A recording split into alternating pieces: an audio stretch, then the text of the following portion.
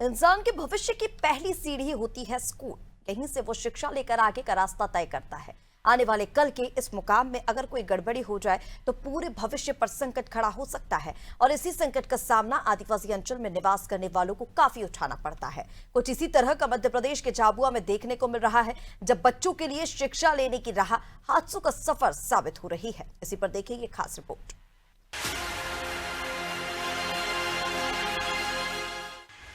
आदिवासी अंचल झाबुआ में शिक्षा विभाग की हाल बेहाल है। जी हाँ, यहाँ प्रशासन के जिम्मेदारों ने जर्जर पुराने भवन तो गिरा दिए, परंतु अब नए भवन स्वीकृत नहीं हो रहे, जिस कारण यहाँ अब स्कूल किराए के भवनों में लगेगी। तो कई बच्चे स्कूल के बाहर सड़क पर बैठकर पढ़ाई करने को मजबूर हैं। अगर शिक्षा विभाग के पास नवीन भवन बनाने का बजट नहीं है तो ऐसे में उन भवनों की मरम्मत करवाई जा सकती थी या फिर ये उचित व्यवस्था पहले से तय करनी थी, जिस कारण इन बच्चों को परेशानी न होती। जबकि आप तस्वीरों में देख सकते हैं भवन के अंदर ये बच्चे कैसे पढ़ रहे हैं। बच्चों को जर्जर भवन के बाहर बैठकर पढ़ाई करने को मजबूर होना पड़ा है, जो कि झाबुआ जिले के गांव लोहारिया की तस्वीर है, जहां खुला आसमान ही बच्चों के लिए छत के समान है।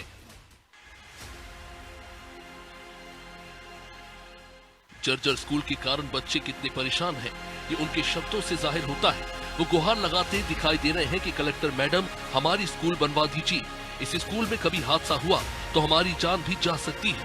बच्चों की गुहार में ग्रामीण समेत शिक्षक भी सुर मिला रहे हैं ताकि शिक्षा के मंदिर की हालत सुधर सके। पड़ी जो हो ना मुँह मरी जो जवाबदारी कौन ले अंतिना मुँह बाहर था भैया प्राथमिक विद्यालय लोहारिया। हमारी स्कूल दूसरी बनाई कर मैडम, हमारी स्कूल नहीं बनाई।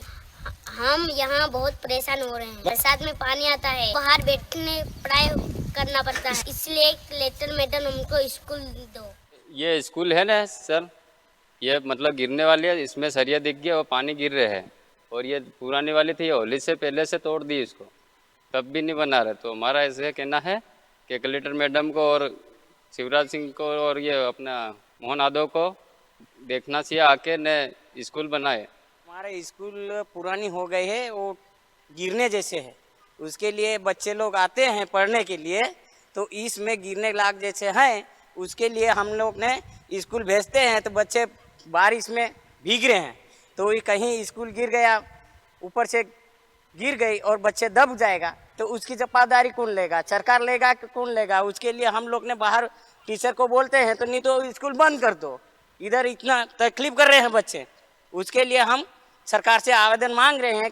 कभी हम पब्लिक सब बच्चे के लिए चाहते हैं, तो कोई भी मुख्यमंत्री है, चाहे सांसद हो, कोई भी हो, हैं वोटिंग के लिए सब लोग खड़े हो जाते हैं, लेकिन कोई सुनवाई नहीं कर रहे हैं। 2 साल से एक स्कूल तो तोड़ दिया है और एक स्कूल ऐसे चढ़ गई, उसको भी तोड़ने वाले हैं। उनकी स्थिति कमजोर होने के कारण बाहर बिठा रहे थे वो।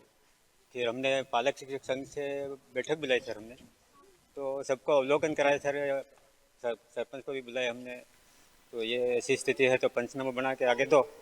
फिर हमने पंचनामा बनाया सर और आगे दिया और सूचना आगे दी सर। हमने बाहर सर अभी नवीन सत्र के टाइम में हमने इनको मेटी लगवा के दी थी। बच्चे बाहर धूप में कैसे बैठेंगे, मेटी लगवा बिठाए थे, लेकिन फिर अब पानी गिर गया तो फिर ये ख़राब हो गई, ये भी क्षतिग्रस्त हो गया। अब अंदर इसको भी नहीं बिठा रहे।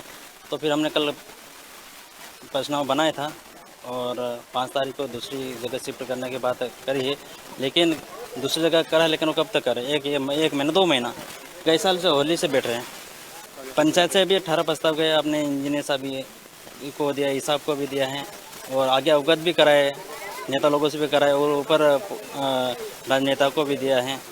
हर बार अपने सीएम साहब उनको भी दिया है हमने कि जो एक त्रिकक्षीय स्कूल प्रदान की जाए तो बच्चे इनको बैठने में कोई समस्या नहीं आए। पूरे मामले को देखा जाए तो जिला समन्वय अधिकारी से लेकर ब्लॉक के बड़े अधिकारियों की बड़ी लापरवाही इस मामले में सामने आ रही है। ये जिम्मेदार अपने केबिन से ही बाहर नहीं निकले। इन्होंने ये जानने की कोशिश नहीं की कि आखिर गांव में हालात क्या हैं, कौन से भवन खराब हो चुके हैं, अब ये बच्चे कहां पढ़ेंगे, इसकी व्यवस्था पहले ही हो जानी चाहिए। परंतु जिम्मेदार इतने लापरवाह हैं कि वो इन मासूम बच्चों पर तरस नहीं खा रहे। प्रशासन के बड़े जिम्मेदार सिर्फ छोटे कर्मचारी को ही निशाना बनाकर मामले में ईतीश्री कर लेते हैं। क्या इस बार इन बड़े बड़े जिम्मेदारों पर कार्रवाई होगी? पहले वाला जो भवन था जो डिसमेंटल किया गया वो 1962 का करीब करीब बना हुआ था, उसको डिसमेंटल किया गया। और जो बाद का जो भवन एक अतिरिक्त कक्ष खड़ा है वो शायद 4-5 का ऐसा कुछ है। उस समय सर ओपन फाउंडेशन की बिल्डिंग बन रही थी, ना उसमें कॉलम है ना उसमें बीम है, रूफ बीम भी नहीं डाले गए हैं, सिर्फ टी बीम डाले गए हैं। टी बीम डाले गए हैं और ओपन फाउंडेशन की बिल्डिंग होने के कारण ये ऊपर से जो प्लास्टर छोड़ रही है तो ये पंचायत ने बनाई है या एजेंसी एसएमसी होगी, किसी ने भी बनाई है। वो उनने जो छत डाली है जिस कारीगर ने, वो क्या हुआ कि उसकी प्रॉपरली ढलान नहीं दी गई है और ढलान नहीं देने के कारण उसमें पानी रुक रहा है और पानी धीरे धीरे अंदर जगह करके सरिये सड़ा दिए हैं। इसी वजह से उसका जो प्लास्टर खुल रहा है। प्राथमिक विद्यालय लोहारिया का जो पूर्व का भवन था उसको डिसमेंटल करने का आदेश कलेक्टर महोदय द्वारा दिया गया था, जिसको पूर्व में डिसमेंटल करवा दिया गया है। और अभी जो एक अतिरिक्त भवन है वो भी जर्जर अवस्था में है, जिसका पंचनामा बना लिया गया था 30 तारीख को। और उसके वहाँ से बच्चों को पास में ही